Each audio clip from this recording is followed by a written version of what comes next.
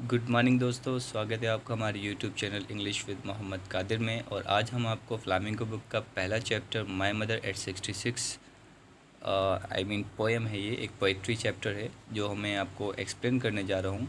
और इसमें हम देखेंगे कि आजकल की जो हमारी जो प्रोगेनी होते हैं ना, प्रोगेनी यानी कि जो हम लोग एक जनरेशन चलाते हैं, उस जनरेशन में बच्चों पर क्या असर पड़ता है, यानी कि उनके जो माँ बाप हैं और माँ बाप पर क्या असर पड़ता है बच्चों का। ये थोड़ा सा हम देखेंगे। थोड़ा सा एज जब फैक्टर हो जाता है ना, तो बहुत से लोगों के अंदर एक ये क्वालिटी आ जाती है, they stop respecting their parents, they just don't feel any sentimental towards the parents. So here I am going to tell you about the condition of 66-year-old lady, जो कि एक मदर भी हैं कमला दास की। तो कमला दास लिख रही हैं इसी चैप्टर में उनके बारे में, इसी पोएम में उनके बारे में। और इसी में आपको कुछ हम आपको फिगर ऑफ स्पीच भी बताएंगे, सिमली, या आपका रिपीटिशन हो सकता है इसमें, या पर्सोनिफिकेशन या ऑक्सीमोरन के कुछ वर्ड्स इसमें आ सकते हैं। तो प्लीज़ आप इसको बहुत अच्छे से देखें ताकि मैं एक एक चीज़ आपको बता सकूं और एक एक चीज़ आप उसको सुन सकें। और इसमें एग्ज़ाम याद रखिएगा, इस पोएम से एग्ज़ाम में क्वेश्चंस ज़्यादा आते हैं, वर्ड्स ज़्यादा आते हैं, वो आपको बहुत ध्यान रखना है। ठीक है, तो शुरू करते हैं। सबसे पहले अबाउट द पोइट कमला दास, जो कि पैदा हुई थी केरला में एक छोटा सा जो मलाबार है, वहाँ एक गांव है, वहाँ पैदा हुई थी। She is recognised as one of the India's foremost poets. Foremost poets का मतलब होता है बेस्ट, यानी कि वो भारत की सबसे बेस्ट पोइट्स मानी जाती हैं। हर वर्क्स आर नोन, उनके जो काम हैं जाने जाते हैं, उनकी ओरिजिनलिटी के लिए, वर्सटैलिटी के लिए, and indigenous flavour of the soil, यानी कि उनके वास्तविकता के लिए, ठीक है, उनकी क्वालिटी के लिए, और उनकी जो मेहनत है, जो मेहनत है और जो इन्होंने मेहनत की है भारत की मिट्टी पर, उसके लिए। कमला दास हैज़ पब्लिश्ड मैनी नावल्स, उन्होंने बहुत से नावल्स को पब्लिश किया है, जिसमें से शॉर्ट स्टोरीज़ भी हैं, इन इंग्लिश में हैं, मलयालम में हैं, अंडर द नेम, ठीक है, मधवकुट्टी। तो मधवकुट्टी का मतलब ये है, सॉरी, हाँ, माधवी कुट्टी। माधवी जो कुट्टी है, यहाँ सिर्फ और सिर्फ मलयालम में कमला दास का नाम था, ठीक है, माधवी कुट्टी। बट यहाँ एक नाम उनको दिया है कमला दास, ठीक है, याद रखिएगा guys. Some of her works in English include the novel, उनके इंग्लिश में कुछ वर्क्स हैं जो इंक्लूड करके हैं, जैसे अल्फ़ाबेट ऑफ लस्ट, जो कि 1917 में लिखा था, a collection of short stories, Padmavati, ठीक है, the harlot and the other stories, जो कि 1992 में लिखी गई थी, ठीक है।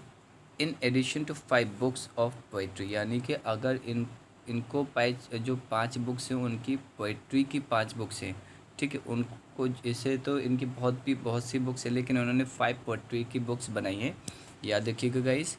शी इज़ सेंसिटिव राइटर, वो बहुत ही सेंसिटिव है राइटर है, हु कैप्चर्स द कॉम्प्लेक्स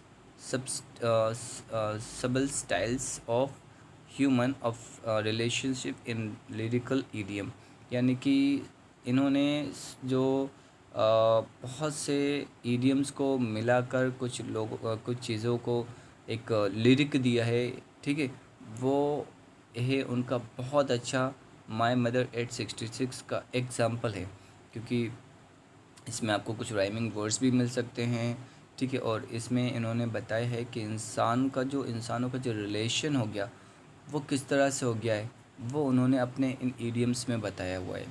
तो बिफ़ोर यू रीड, अगर आप इसको पढ़ने से पहले इसको पढ़ लें तो आपको बहुत अच्छे से समझ में आ जाएगा। जो ageing is a natural process. अब हमारे, जैसे कि मैंने शुरुआत में बता दिया था, जो हमारी उम्र है, उम्र में जैसे छोटा सा बच्चा होता है, फिर बड़ा होता है, फिर धीरे धीरे और बड़ा होता है, फिर वो एजड हो जाता है, फिर उसकी मौत हो जाती है। सेम कंडीशन सभी के साथ होनी है। हम अगर जन्मे हैं, ठीक है, तो फिर बूढ़े जवान भी होंगे, जवान होंगे तो फिर हम लोग बूढ़े भी होंगे, जब बूढ़े होंगे तो हम लोग को मरना भी है, ये बात फैक्ट है। तो एज जो है, उम्र एक नेचुरल प्रोसेस है जो कि बढ़ती जानी है, ठीक है।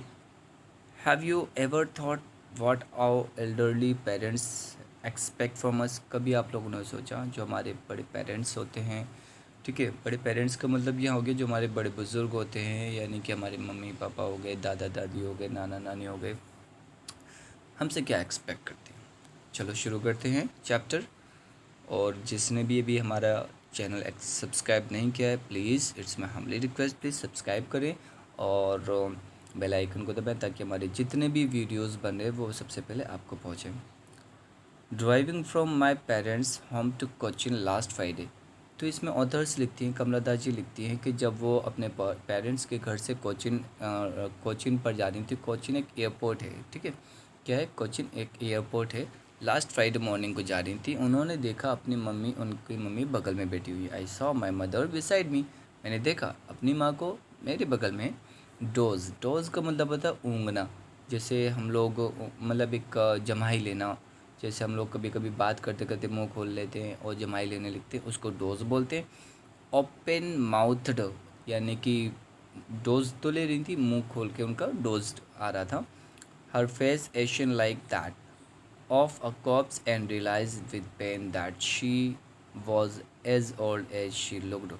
तो उनका जो उनका जो फेस था, एशियन एशियन एक नहीं कि बिल्कुल एक राख की तरह हो गया था, ठीक है, राख की तरह, यानी कि राख की कलर की तरह था। और वो ऐसी लग रही थी जैसे मुंह खोल के जब कोई सो जाता है तो ऐसा लगता है कोई लाश सो रही है।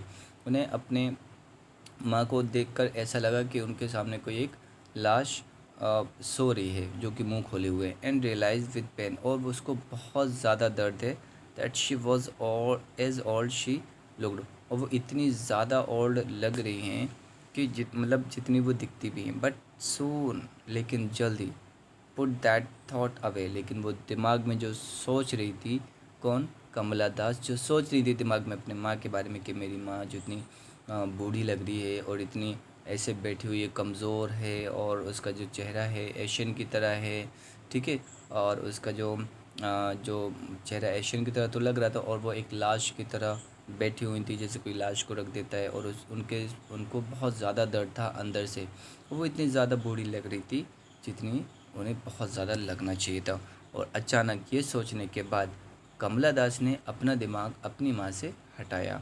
एंड जब वो गाड़ी में बैठी हुई थी या कार में बैठी हुई थी, तब उसके पास अपनी माँ को लेकर बहुत ज़्यादा फ़िक्र थी, ठीक। वो अपने मम्मी के बारे में सोच रही थी, ठीक है, वो ये सोच रही थी कि हम जब वापस आएंगे क्या हम अपनी माँ को वापस देख पाएंगे, कैसी कंडीशन है। एंड लुक्ड एट यंग, उसके बाद जब ये सारा दिमाग उसने हटाया अपनी माँ की ओर से, तो वहाँ से उसने क्या हुआ, and looked out at young trees sprinting, sprinting trees को देखा। अब स्प्रिंटिंग ट्रीज़ क्या होते हैं, ट्रीज़ स्प्रिंटिंग वो होते हैं जैसे कभी आप लोग गाड़ी चलाओ तो जो पेड़ आपका पीछा करते हैं नज़र आते होंगे उनको बोलते हैं स्प्रिंटिंग। यानी कि आपकी गाड़ी आगे चल रही है और आपके पेड़ जो हैं वो पीछे की ओर भाग रहे हैं, तो ऐसा लगता है कि हमारा कोई पीछे कर रहे हैं। द मेरी children spilling out of their homes, यानी कि जो मेरी मतलब होता है खुशी, तो जो बच्चे थे, खुशी जो बहुत ज़्यादा खुश रहने वाले बच्चे थे, उनके चेहरे पे मुस्कान थी, खुशी थे, वो बहुत ज़्यादा खुश थे, तो अपने घर से बाहर निकल रहे थे। But after the airport's security check, लेकिन जब उनकी सिक्योरिटी चेक हो गई, ठीक है, एयरपोर्ट के बाद, स्टैंडिंग अ फ्यू यार्ड्स, कुछ ही दूर खड़ी खड़े, जो अपनी माँ से कुछ ही दूर खड़ी खड़ी थी Kamala Das. I looked again at her face, मतलब एट हर वेन पेल, उन्होंने फिर उनकी और वैन पेल यानी कि पीले चेहरे को देखा। As a late winter moons, late winter moons का मतलब यहाँ ये हो गया जैसे कि सर्दियों में जब भी चाँद निकलता है तो सिर्फ और सिर्फ वो छुप जाता है, उसकी रोशनी वगैरह दिखती है, चाँद नहीं दिखता है। And felt that all familiar ache, और उन्होंने और सोचा एक फैमिलियर एज, यानी कि एक मतलब होता है दर्द, ठीक है। तो कमला दास ने सोचा उनका ये पारिवारिक बहुत ही मतलब दर्द है अपनी माँ को लेकर, क्योंकि वो अपने माँ से जुड़ी हुई थी, तो पारिवारिक तो बनना ही था। फैमिली यानी कि फैमिलियर का मतलब होता है जोड़ा हुआ, ठीक है, जो कि एक बहुत ही दर्द था यानी कि वो ये कहना चाह रही थी अपनी माँ को, सिर्फ किससे एक्सप्रेस कर रही थी उनके दर्द को, विंटर मून से, कि उनका जो माँ का जो दर्द है उनकी बहुत ही ज़्यादा ऐसा है जिसको वो एक्सप्रेस नहीं कर पा रही है उसकी माँ। माई चाइल्डहुड्स फेयर, ठीक है, बट ऑल आई सेड। अब यहाँ माई चाइल्डहुड्स फेयर्स का मतलब ये होता है कि जब भी वो कभी अपने माँ के बारे में सोचती तो उनका ये एक बचपने का थोड़ा सा डर ये बाहर आता है। कैसे आता है कि कहीं she lost her mother somewhere और other, but all I said was, लेकिन जब उन्होंने कुछ कहा तो वो था सी यू सून अम्मा। क्या बोला था? सी यू सून अम्मा। तो अम्मा बाद में मिलते हैं आपसे, फिर से मिलते हैं। All I did was smile and smile and smile, ठीक है। तो अब यहाँ हो गया कि ऑल आई डिड, यानी कि फिर उसके बाद उन्होंने जो किया उन्होंने सिर्फ स्माइल की स्माइल की स्माइल की और कुछ नहीं किया। तो ये था आपका एक छोटा सा एक्सप्लेनेशन। अब हम थोड़ा सा कुछ इसमें बता देते हैं। आपने देखा होगा यहाँ पर फिगर ऑफ स्पीच के बारे में मैंने आपको बताया था कि यहाँ पर एक लिखा हुआ है कि हर फेस एशियन लाइक दैट। तो यहाँ एशियन लाइक, यहाँ लाइक जो है ना, लाइक यहाँ पर आपका आ गया है। क्या आ गया यहाँ पर? लाइक आपका सीधा सीधा यहाँ पर आप यूज़ कर सकते हैं कि एक सिमली है। क्या है? सिमली, क्योंकि लाइक क्या कर रहा है? दो लोगों को कंपेयर कर, लाइक कंपैरिजन का काम करता है, ठीक है। उसके बाद आपको यहाँ पर आप यहाँ और भी चीज़ें देख सकते हो कि corpse and realise with pain. यहाँ और भी जहाँ एज ये दिया हुआ है, she was as old as, तो ये भी आपका एज आपका क्या हो गया? सिमली हो गया, क्योंकि ये भी क्या कर रहा है? कंपेयर कर रहा है, ठीक है। तो अब यहाँ देखते हैं कुछ चीज़ें हैं, जैसे ट्रीज, स्प्रिंटिंग ट्रीज़ हो गया, ठीक है, मून्स लाइट हो गई। ये क्या है? एक तरह के मतलब फिगर ऑफ स्पीच के पार्ट्स हैं जो क्या करते हैं, जो नॉन लिविंग थिंग्स को एक लिविंग थिंग्स में कन्वर्ट कर देते हैं, उसको एक फिगर ऑफ स्पीच का पार्ट कहते हैं, ठीक है। अब नीचे आ जाइए यहाँ पर। जैसे यहाँ पर ये रिपीटिशन वर्ड सेम हो रहा है, जैसे हम लोग एलिट्रेशन में एक रिपीटिशन वर्ड का यूज़ कर लेते हैं या रिपीटिशन का यूज़ करते हैं। तो जैसे I did was, smile and smile and smile. तो देखो स्माइल स्माइल स्माइल कितनी बार दिया? 3 बार। जब ये रिपीटिशन वर्ड आ जाएंगे तो वो तो रिपीटिशन वर्ड हो जाता है, यानी कि एलिट्रेशन। तो इसमें 3 ही आपके फिगर ऑफ स्पीच के पार्ट दिए हुए हैं, और ठीक है, आप इसको पढ़िएगा। आई होप सो आप क्वेश्चन अगर आपको चाहिए हों सो प्लीज़ आप मुझे मेरे वीडियो देखेंगे, उसमें मैंने अपना कॉन्टेक्ट नंबर ज़रूर बताया है, तो आप प्लीज़ उसमें मुझे बता सकते हैं कि सर मुझे इसका PDF चाहिए, सर मुझे इसके क्वेश्चन के आंसर चाहिए। तो आपको मैं कोशिश करूँगा उसके आंसर देने के लिए। तब तक के लिए अल्लाह हाफ़िज़ एंड नमस्कार।